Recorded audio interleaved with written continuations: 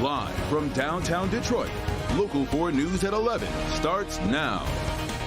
Outrage in Detroit tonight after the rape of an 80-year-old woman.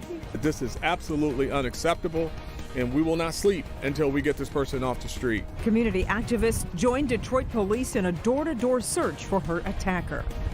Turn him in tonight. You would not spend another night on our streets, threatening our children, our elders, and our community. Police released a sketch of the suspect today, a new video of him in the area spurring a big reaction from the community. Thanks for being with us. I'm Kimberly Gill. I'm Devin Skillian. Good to have you with us tonight. Our Jacqueline Francis is live at DPD headquarters here off the top after quite a turnout tonight, Jacqueline. Devin and Kimberly, it was dozens of police officers and community members going door to door, making sure everyone is on alert. That suspect is considered dangerous and police want him locked up as soon as possible.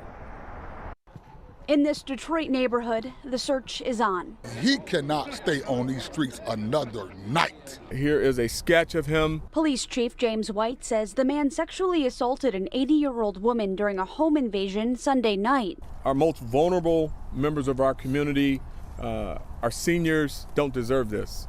And candidly, this act is one, after reviewing the facts and circumstances, that I will never forget.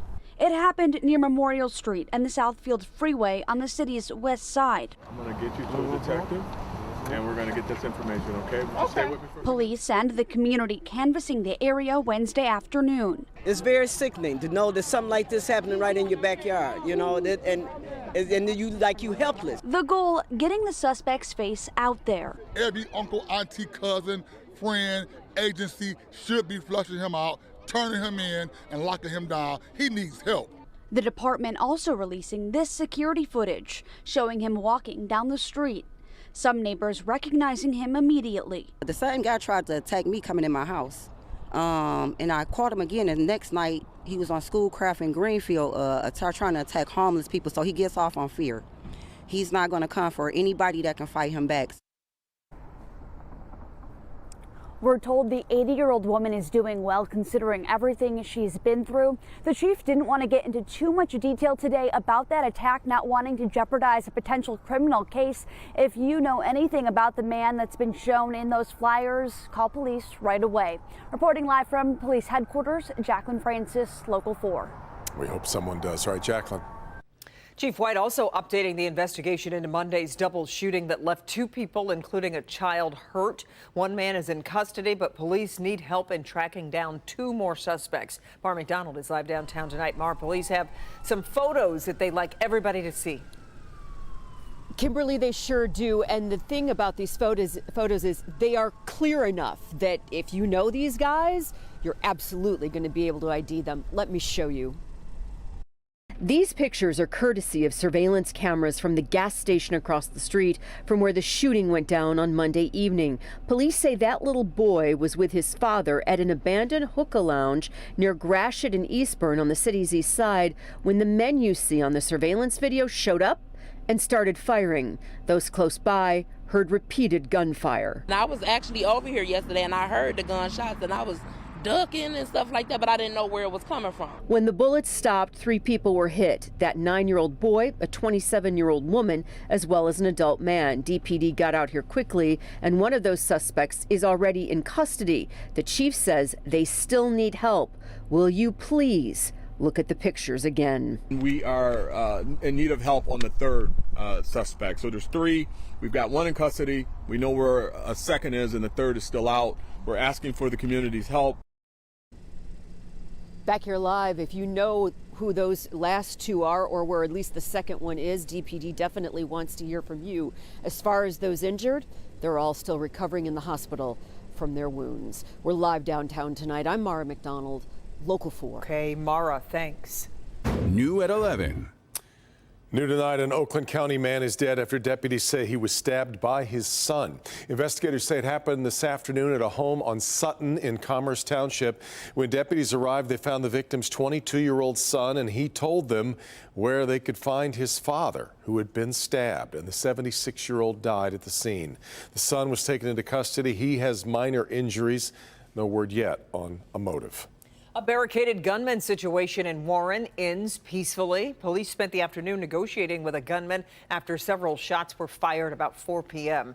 The scene playing out on Joanne Avenue west of Ryan Road between 9 Mile and 10 Mile.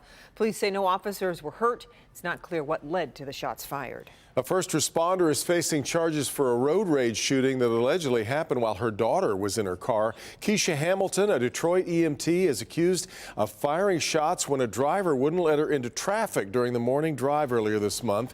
Happened at Beach Daily in Glendale near I-96 in Redford Township. The victim drove to the police station to report Hamilton. Police say Hamilton's daughter was in the car at the time of the shooting. So Hamilton is facing charges of assault, felony firearm charges, and a charge of child abuse. Fire department has removed her from active duty. Lord heal, Lord heal. Singer Sheryl Crow joined a Tennessee community in remembering the lives lost during Monday's school shooting in Nashville. First Lady Jill Biden attended a vigil for the 6 victims of the Covenant school shooting. The police chief praised the efforts of all of his first responders and the courage of his officers who ran toward danger. We're also grateful to the police officers, paramedics, and firefighters who rushed to find the victims and provide emergency care.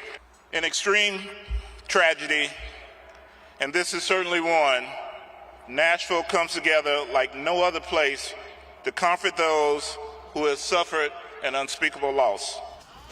Police did not give any new updates on their investigation today. Local and federal investigators are still studying that manifesto that the shooter left behind. Back here at home, Michigan Representative Elissa Slotkin is introducing new bills in Congress aimed at keeping shootings like Oxford, Michigan State, and Nashville from happening.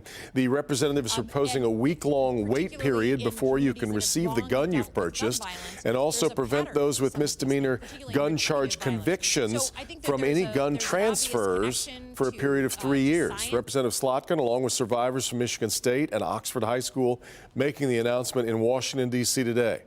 Until we start treating this like a public health crisis, kids aren't going to feel safe in their communities and in their school. Preventing gun violence is a matter of Homeland Security. The job of anyone in Homeland Security is to protect U.S. citizens in the homeland, and the bill we're here to unveil today is part and parcel of protecting American citizens. Let's go. The bill would spend $250 million on researching the mass shooting problem and look for root causes as a way to consider more gun legislation.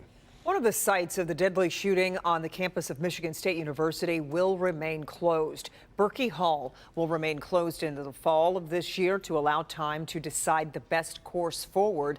But part of MSU Student Union will reopen next Monday, April 3rd. For now, the union's food court will remain closed.